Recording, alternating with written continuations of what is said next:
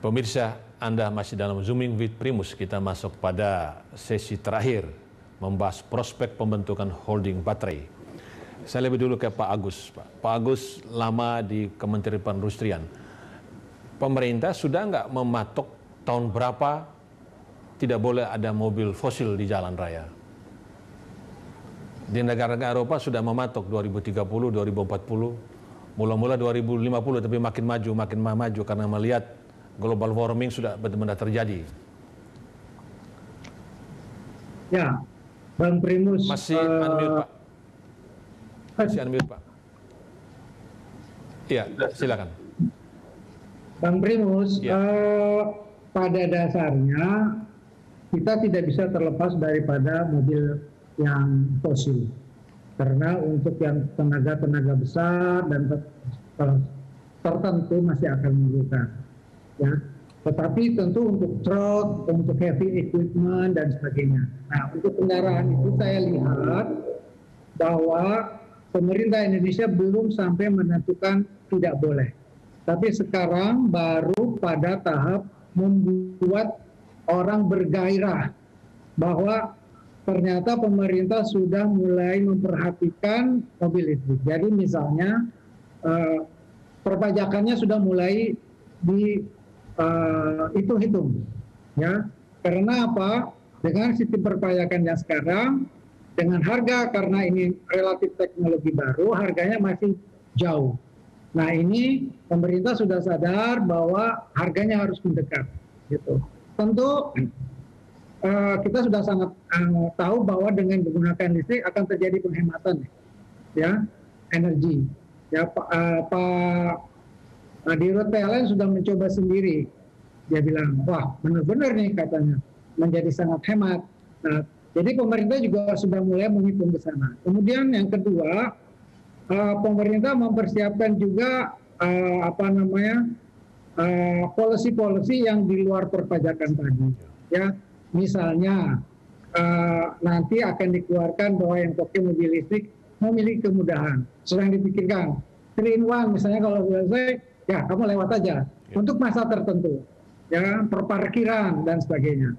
Nanti sampai suatu titik, kalau kita sudah semua siap, Pak, tadi Pertamina sudah siap, PLN sudah siap dengan seluruh infrastrukturnya, akan ada waktunya saya kira pemerintah akan menyatakan, masyarakat ini sudah siap, saya kira ICE, combustion engine akan dikurangi. Ya. Atau harganya dinaikkan. Itu adalah saya kira polisi pemerintah. Saya kira demikian, Bang Primus. Ya. Pak Daniel, apa ekosistem yang dibutuhkan agar industri baterai ini benar-benar bisa diproduksi dan terjual? Kan begitu, kita bangun baterai, ternyata demand-nya rendah, ternyata nggak bisa dijual. Ya, jadi untuk seperti tadi saya sampaikan, Bang Primus, ya, bahwa pembangunan pabrik baterai ini harus beriringan dengan rencana pabrik kendaraan bermotornya, gitu, baik mobil ataupun motor, gitu ya. Karena baterai mobil nggak bisa dipakai di mana-mana, gitu, hanya bisa dipakai untuk mobil. Gitu.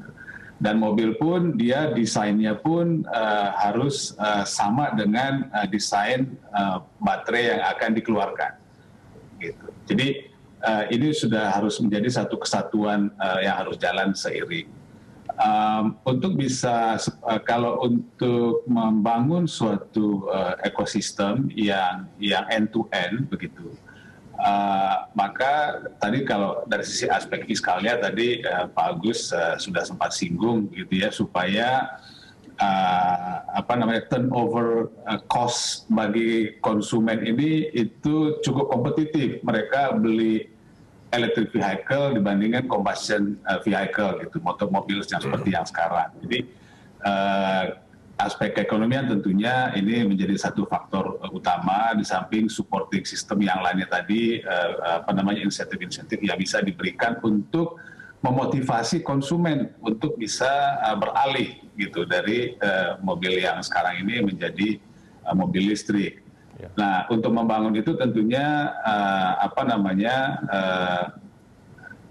memerlukan banyak keterlibatan, begitu ya. Intinya adalah industri dan regulasi. Ya. Jadi regulasinya juga ini cukup banyak ya, dari sisi standarisasi mobil, kendaraan, maintenance, spek. Ini panjang perjalanannya, gitu. Karena kalau kita lihat bagaimana pengalaman negara-negara maju yang menerapkan electric vehicle yang sekarang ini sudah lebih established, begitu, itu mereka sendiri lebih dari 10 tahun. Jadi antara rata-rata 15-20 tahun baru bisa jadi seperti sekarang ini di negara-negara Eropa itu. Jadi perjalanannya cukup panjang. Intervensi pemerintah sangat menentukan kesuksesan dari keberhasilan penerapan electric vehicles ini, gitu. Karena ini suatu hal yang baru. Jadi banyak regulasi-regulasi yang harus disusun, yang ditata supaya nanti ini bisa sustain, begitu, Bang. Ya. Baik, Pak Daniel. Pak Arya, dari penjelasan dua narasumber tadi bahwa untuk bisa industri baterai ini terbangun dan sustainable ke depan dan menguntungkan, jelas dari sisi industri dia hulu sampai hilir. Hilirnya itu adalah bagaimana pengguna motor dan mobil ya bisa menggunakan baterai ini, dan kemudian pasar dalam negeri dan ekspor. Kemudian regulasi-regulasi yang mendukung. Nah, ini dalam pembentukan holding ini perusahaan baterai ini, apakah sudah ada pikiran berapa persen dalam negeri dan berapa persen ekspor, Pak Arya? Ini kalau dilihat ya, kemungkinan kalau pabrik mobilnya dibuatkan di dalam negeri kan tentunya kita akan kerjasamanya dengan di dalam negeri juga gitu banyak. Tapi kalau misalnya di Tesla butuh baterai gitu ya, kita akan ekspor ke sana gitu, tentunya baterai gitu.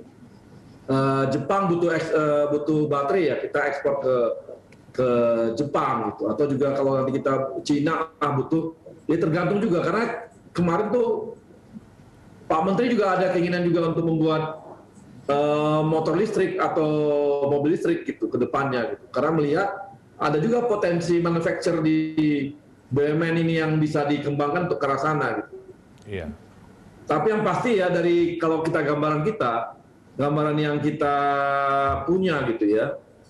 Indonesia itu punya potensi pasar sekitar untuk kendaraan roda 2 aja sekitar 8,8 juta unit sampai tahun 2025. Kemudian juga untuk mobil itu punya potensinya sampai tahun 2025 itu 2 juta unit. Jadi ini artinya kita bisa bernegosiasi supaya baterainya semua ada di Indonesia juga gitu. Dibuat di Indonesia, dikembangkan di Indonesia, dijual di Indonesia, dan nanti sisa kebutuhan sisa yang kita butuhkan baru kita keluarkan gitu dari Indonesia gitu. Iya. Itu Bang Primus. Iya. Pak Agus, saya cuma make sure lagi supaya jangan salah. Jadi Juni ini secara legal PT Industri Baterai Indonesia sudah terbentuk ya? Insya Allah akan terbentuk. Oke. Yang kedua, nanti investasinya 13 miliar dolar ya? Total ya sampai dengan tahun 2027, 2030? Ya. 2030, oke. Saya pikir kita sudah cukup membahas tentang pembentukan holding baterai ini, mudah-mudahan bisa terwujud. Ada tambahan Bang Primus sedikit. Silakan Pak.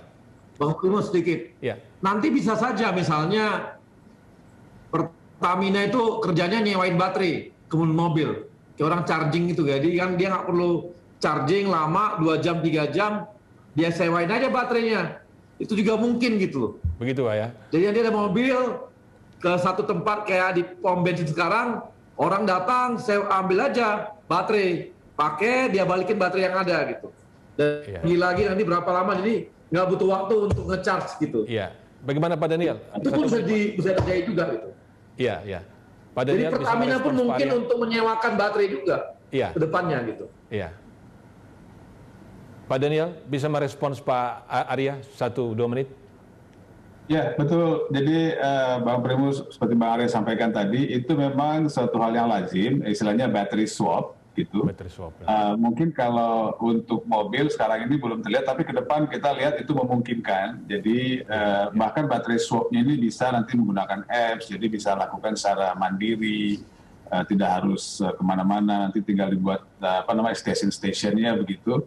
Itu orang tinggal datang pakai aplikasi, masukin yang lama, ambil yang baru, kemudian jalan. Jadi nggak perlu pakai charging station yang cukup lama. Jadi ini model-modelnya banyak berkembang sekarang, gitu. Jadi akan menarik sekali kalau ini bisa kita aplikasikan di Indonesia.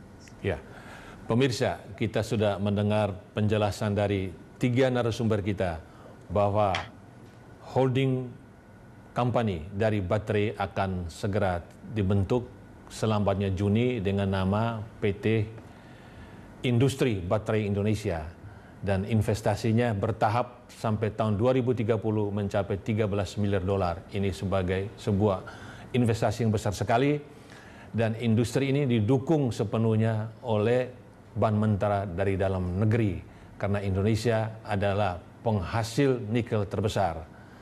Dan dengan pabrik baterai ini bukti pemerintah untuk mendorong Indonesia mulai masuk energi bersih, mobil dan motor listrik. Kita mengucapkan terima kasih kepada Pak Arya Sinulinga. Terima kasih Pak Arya. Terima